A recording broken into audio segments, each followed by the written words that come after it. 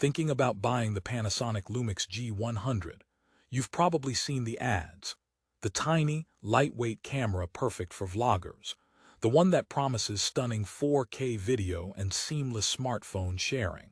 The camera that's supposed to make you ditch your phone for good. That's the promise. But here's what surprised me. After testing it for weeks, I found serious problems that no sponsored review will tell you about. Therefore, you need to watch this before you spend your $500. For the best price, click the link in the description. This isn't just another unboxing. This is a brutally honest review from someone who actually tried to use this camera for real-world content creation. We're going to dive deep into the specs that matter, the performance in different lighting, and the features that sound great on paper but might drive you nuts in practice. I'll show you exactly who this camera is for, and more importantly, who it is absolutely not for. That's the first mini promise. Stick around because by the end, you'll know if the G100 is the hidden gem you've been searching for or a shiny trap you need to avoid. Let's start with the good, because there is genuinely good stuff here. The Panasonic Lumix G100 is incredibly small and light. It's almost like holding a toy camera, but a very expensive, well-built toy. The build quality is solid for the price. It has a fully articulating touchscreen that's bright and responsive, perfect for framing yourself when you're vlogging alone. It also has a built-in electronic viewfinder, which is a huge plus over many competitors in this category. The menu system is classic Panasonic, which means it's deep but generally logical once you learn it. And the connectivity. They nailed it. Transferring photos and videos to your phone via the Lumix Sync app is relatively painless. It's faster and more reliable than many cameras I've used. Setting it up as a webcam is also a breeze. Just plug in the USB cable and boom, you have a fantastic 4K webcam. For that purpose alone, it's a tempting buy. But this is a massive, but a camera is more than just a fancy webcam. Therefore, we need to talk about its primary job, recording video. This is where the first major problem rears its ugly head, the 4K video. On paper, it records beautiful, detailed 4K at 24 or 30 frames per second. And in good, bright, outdoor light it does. The footage is crisp. The colors from the Micro Four Thirds sensor are nice. It has useful features like a frame marker for Instagram and YouTube aspect ratios. It even has Vlog-L, a flat color profile for advanced color grading. That's a lot of pro features. But here's the contrarian snapback. The G100 has no in-body image stabilization. None. Zero. It relies solely on digital stabilization, which they call hybrid IS. When you're walking and talking, even with a stabilized lens, the footage can get very jittery. It's not the smooth, cinematic glide you see in the promotional videos. It's a harsh, electronic wobble that can make viewers seasick. Therefore, if you plan to be a run-and-gun vlogger, you will need a gimbal. That's an extra $300 and completely defeats the purpose of a tiny, lightweight camera. Surprised? Wait, the audio story gets even weirder. Panasonic partnered with Nokia for something called OZO Audio. It's a spatial audio technology that's supposed to automatically focus on voices and reduce background noise. It sounds amazing in theory, like having a sound engineer in your camera. But in practice, it's a mixed bag. In a quiet room for a sit-down talk, it's fine. However, the moment you step outside, the auto-adjusting feature can make your audio sound thin and overprocessed.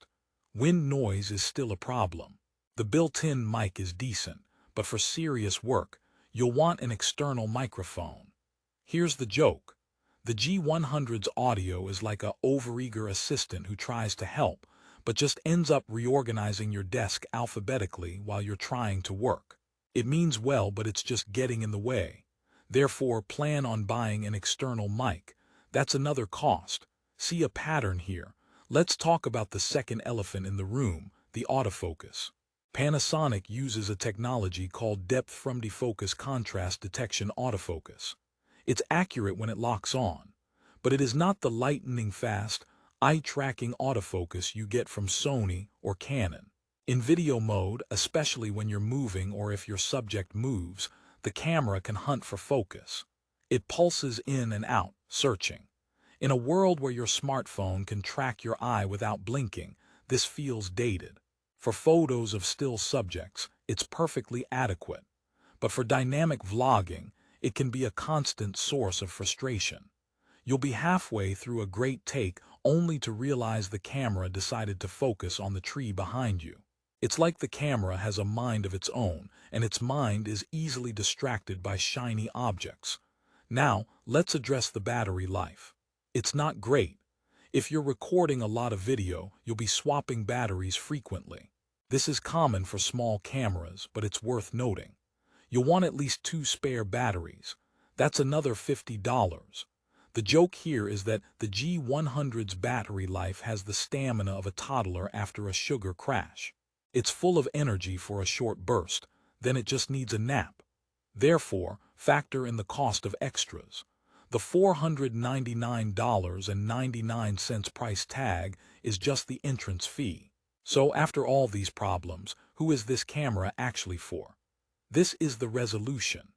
The Panasonic Lumix G100 is not for the aspiring YouTube vlogger who wants a one-camera-does-it-all solution. It's not for someone who needs rock-solid stabilization and flawless autofocus. Trying to use it for that will lead to disappointment. However, it is a brilliant camera for a very specific person. It's perfect for a hobbyist photographer who wants to dip their toes into video. The stills from the 20-megapixel sensor are excellent. The colors are beautiful. It's a fantastic travel camera for photos because it's so small.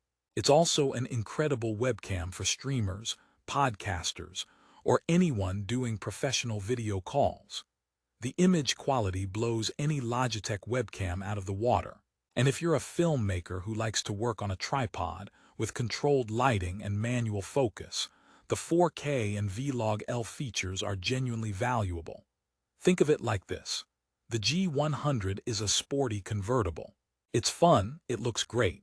It's perfect for sunny weekend drives on smooth roads. But if you try to use it as your daily commuter in a city full of potholes and snow, you're going to have a bad time. It's a specialist, not a generalist. Therefore, your purchase decision comes down to honesty about your needs.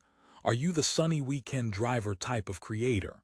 Let's end on a positive note, because I don't want to just trash a product. When you use the G100 within its limits, it's a joy. The image quality in good light is fantastic for the price. The size is liberating. The flip screen and viewfinder combo is unbeatable in this category. The connectivity features are top tier. For the right user, this camera unlocks creativity without the bulk of a full-size DSLR or mirrorless camera. It makes you want to go out and shoot. And that's the most important feature of any camera. It gets out of your way and lets you create. The final joke. Buying the wrong camera is like marrying someone for their looks without realizing they snore like a chainsaw. It seems perfect until you have to live with it every day. Therefore, do your homework. If after hearing about its quirks and personality, you think the Panasonic Lumix G100 fits your specific creative lifestyle, then it can be a wonderful tool. It's not a bad camera. It's just a misunderstood one. It's the quirky best friend in the camera world, not the superhero. If you're ready to embrace its strengths and work around its weaknesses, you can create amazing content with it. For the best price on Amazon, check the link in the description below. Thanks for watching this honest review.